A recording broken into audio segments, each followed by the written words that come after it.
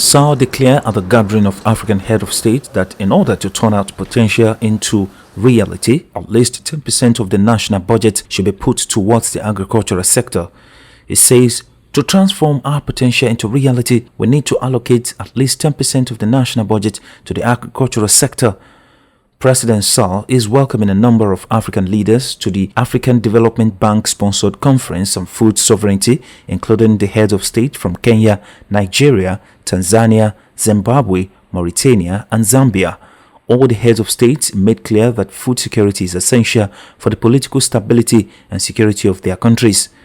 At the summit, with the theme Feed Africa, Food Sovereignty and Resilience, co-organized by the African Development Bank, it was noted that 283 million Africans are suffering from hunger. This alarming figure is concerning as Africa is home to a third of the world's 850 million people living with hunger.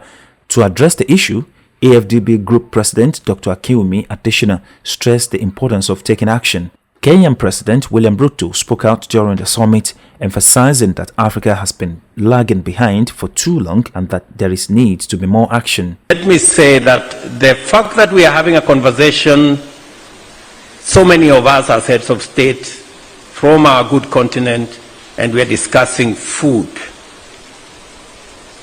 is